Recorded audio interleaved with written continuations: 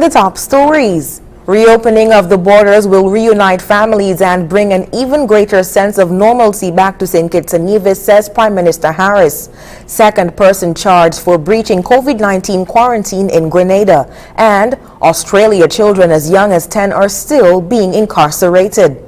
Hello and welcome to the ZIZ Midday Newscast. Today is Thursday, October 29th, 2020. I'm your presenter, Shaira Flanders. Nationally, the Federation of St. Kitts and Nevis will officially reopen its borders, particularly the retrofitted RLB International Airport on Saturday, October 31st to regional and international commercial flights, a decision Prime Minister Dr. The Honorable Timothy Harris says his administration did not make lightly given the ongoing threat posed by the COVID-19 pandemic. Speaking on the weekly virtual forum series Leadership Matters, Prime Minister Harris said one of the main reasons behind the government's decision to fully reopen the borders at this time is to allow for citizens and permanent residents who have been trapped abroad for months to return home to the Federation. They have families waiting for them to return, churches, communities, and jobs waiting for them. We did promise that when we regain some normalcy, our people will be allowed to return home. Things are now relatively under control. After 7 months in another country, it is time for our people who want to be able to return home. After all, we are agreed, there is no place like home, especially when that home is St. Kitts and Nevis. The Prime Minister further noted that the opening up of the borders will also bring about a sense of near normalcy in the lives of citizens and residents, particularly as it relates to persons being able to return to gainful employment. Work is a critical aspect of that normalcy.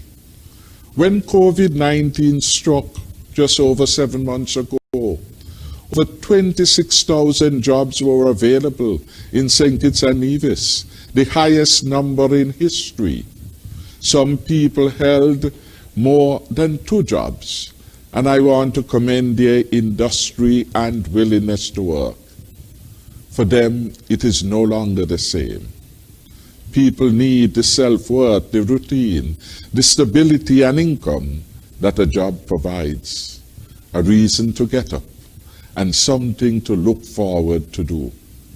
Work adds a sense of balance, purpose, and it helps to anchor one's health. Dr. Harris said that the return of commercial flights and travelers to St. Kitts and Nevis will also allow for hotels, guest houses, and residences to engage some of those who were earlier laid off. Our country is part of the world, and we are stepping up our efforts to restore our economy. Allowing tourism to rebuild is a critical part of our recovery plan. We will open up safely. Our medical experts have established protocols for us to do so. In this regard, the Honorable Prime Minister again encouraged citizens and residents to continue to adhere to the established COVID-19 guidelines if we are to, quote, protect ourselves, our families, our loved ones, and our country, end of quote. King Socrates' Legends Calypso tent rehearsals opened Tuesday evening on October 27th at the OJ's complex in Camps. According to King Socrates, there are 2 Calypso tents, the other being Proud Sounds, which will start on Saturday, November 14th.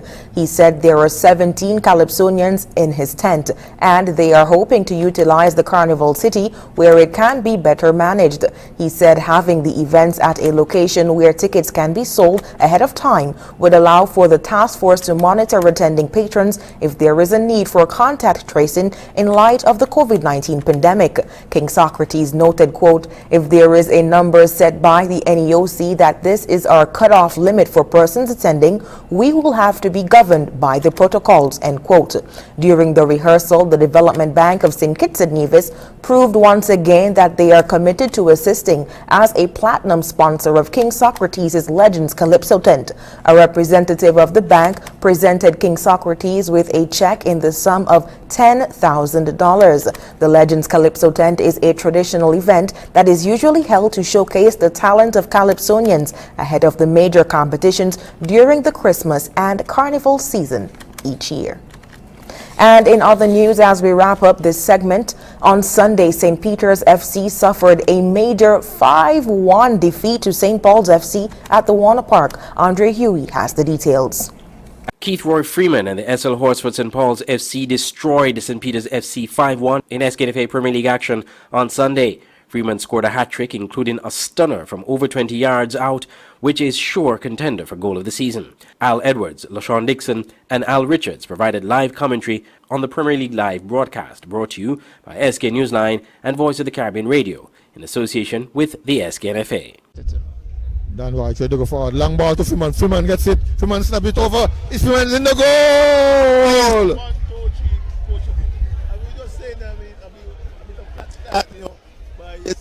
But anything is possible. Long Freeman is on the field. Anything is possible. Long Freeman is on the field. Move one again. It was a quick assist from Dan Wiley, but caught in between two defenders. He was able to control. There's a shot. No. He goes into the box. He shoots now. He gets in the back of the net. Kalanji. I call them poachers, but this time it was a solo run, a superlative one, and an even better shot. Well done there. A good one by Omar Francis on the left side. You know what I mean? Played into him. A dribble one on the outside of the left foot. In the back of net, Dixon. Yes, the Omar, the number 14 for St. Paul's. He was speeding down the left hand side. He stopped on a pinhead. By the left defenders. That is what he's famous for. 3 goals to nil. Coach Obo, I won't say anything. I'm speechless. I won't say anything. This is the man of the hour. Yes. This is the man of the hour. Hands down. Yes. I won't say anything. He is now the leading goal scorer in the Premier Division.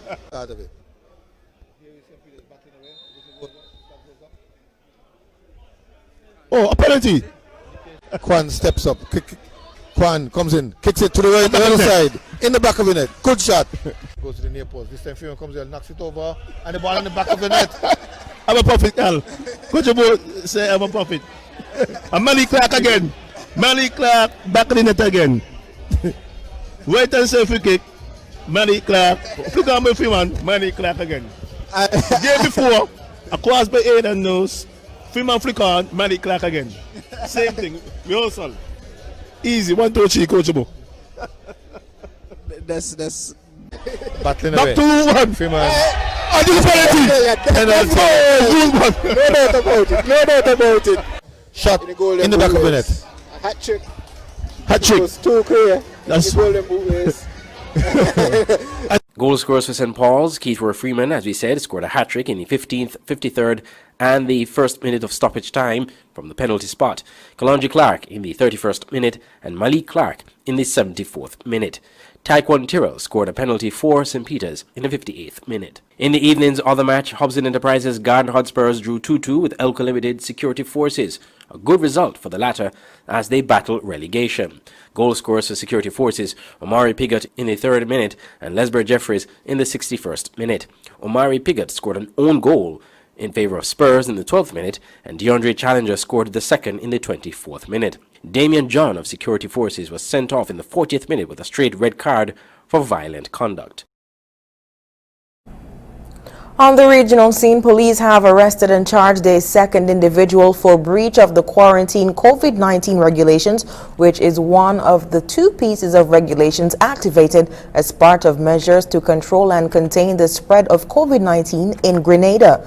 Cayman Phillip, 25 years, entrepreneur of Rivers Saleh, St. Patrick, was charged for failing to remain in quarantine. He was placed on $20,000 bail with 2 sureties to appear in court on Tuesday, 3rd November 2020. The first person charged under the COVID-19 regulations was Don Thomas, a returning Grenadian who traveled from Canada. He was charged under Section 8 of the regulations.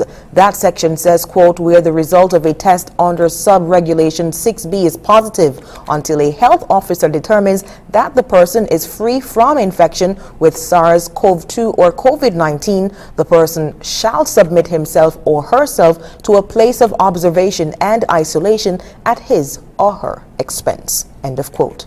And in other regional news, Venezuela's President Nicolas Maduro on Sunday announced the discovery of a high-effective treatment capable of eliminating COVID-19 and pointed out that a drug will be presented to the World Health Organization, or WHO, for certification. The treatment, based on a molecule called TR10, was designed by the Venezuelan Institute for Scientific Research, or IVIC, which had been working on a cure for the past 6 months. Maduro said, quote, "This molecule has been tested for COVID-19 and all the research has been done. This study lasted 6 months, resulting in 100% annihilation of the virus," end quote. Maduro congratulated the IVIC on what he called, quote, "this great contribution to humanity," and assured that Venezuela will offer this treatment to the world. He also pointed out that the mass production of the drug will be facilitated through international alliances.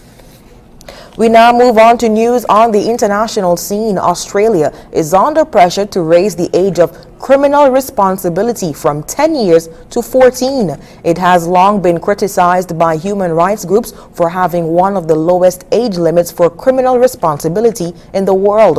More than half of the young people detained are indigenous. Al Jazeera's Drew Ambrose reports from Western Australia. Adam's only 13, but he's used to hardship. His parents were addicted to drugs and took their own lives. Soon homeless, he was jailed last year after he was caught breaking into houses. When I first went there, I tried to act tough, because I thought it was like real jail, like proper men's jail. What things did you see that you think a kid shouldn't be subjected to? Like 10-year-olds getting bashed from like 16-year-olds. Yeah, that's like weird. Adam and all Western Australian child offenders end up inside the Banksia Hill Youth Detention Centre in the state capital of Perth. Tony Hassel is in charge of the prison system here. I think what you have to understand is it's the last resort. People that are here, the young people, and they are young people, are here primarily for quite dangerous offences, and the government has to protect its citizens. Many youth inmates grow up in poor, dysfunctional communities in remote corners of Western Australia, like the Kimberley. Local outreach workers say putting them in detention is not the answer. I have seen so many kids being sent to Perth where I don't believe that should be the case. They should be somewhere in the Kimberleys where they're not traumatised. Australia is under pressure from the UN, among others, to raise the age of criminal responsibility from 10 to 14 because it's largely Indigenous children who are being arrested and incarcerated. Senior Sergeant Neville Ripp has been a police officer in remote Indigenous communities since the 1980s. He says there needs to be change. It's a hard balancing act to keep the victims happy and also the perpetrators, should they be incarcerated at 10 years of age? I don't think so. I don't think so. In July, the national government deferred a decision until next year to possibly raise the age of criminal responsibility. So at least until then, Australian children will continue to be locked up. Drew Ambrose, Al Jazeera, Western Australia. Anger is growing in Muslim nations across. French President Emmanuel Macron with new protests in Bangladesh, Iran and Pakistan.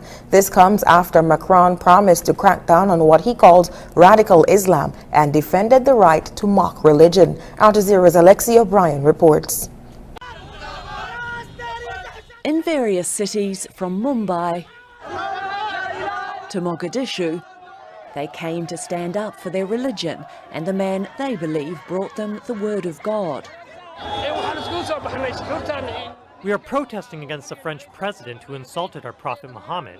We are marching. We are burning the French flag. We are full of emotion. In the Bangladeshi capital Dhaka, they burned an effigy of Emmanuel Macron.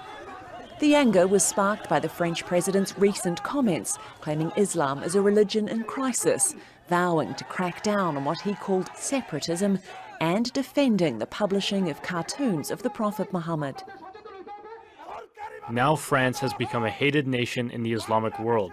We want to say if Macron does not stop the cartoon, the world will boycott them. But France is doubling down, saying it won't give in to intimidation. France will never renounce its principles and values, and notably the freedom of expression and freedom of publication. The second thing I want to clearly remind is that it was hateful comments towards journalists, towards a newsroom, that led to the bloodshed we have seen in recent years in our country. Teacher Samuel Paty was beheaded in France earlier this month for showing images of the Prophet to students in a lesson on freedom of speech.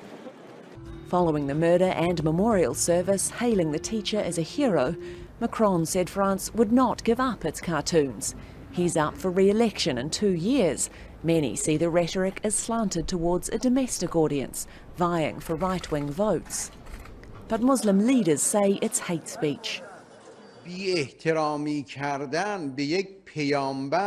Disrespecting the Prophet incites violence and it's immoral.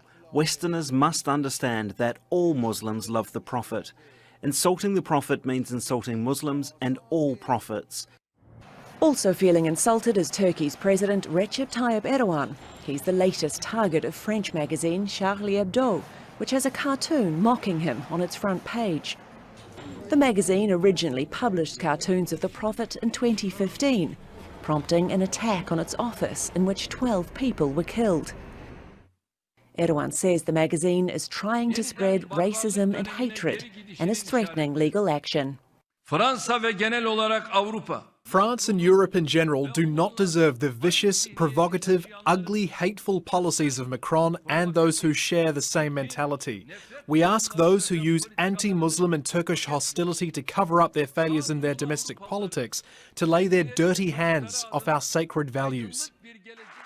But Erdogan too is playing to his base. Turkey and France have had a fractious relationship in recent years, on opposite sides over the conflict in Libya and gas exploration in the eastern Mediterranean. Muslims in France say they feel stuck in the middle. Alexia O'Brien, Al Jazeera. And now for the weather. Present weather is cloudy. A moderate breeze of 16 miles per hour is blowing from the east. Current temperature is 26 degrees Celsius. That's 78 degrees Fahrenheit. Seas are reaching 6 to 8 feet. A small craft advisory is in effect for the waters east of the islands. A moderate to fresh breeze associated with a developing mid-level ridge will provide moderate chance of showers and will be maintained over these islands tonight and into tomorrow. Sunset today will be at 5:41 p.m. and the sun is expected to rise tomorrow at 6:08 a.m. And that brings us to the end of the ZIZ Midday Newscast. Join us this evening for these stories and more in detail. Thank you so much for tuning in. I am your presenter, Shaira Flanders. Have a good one.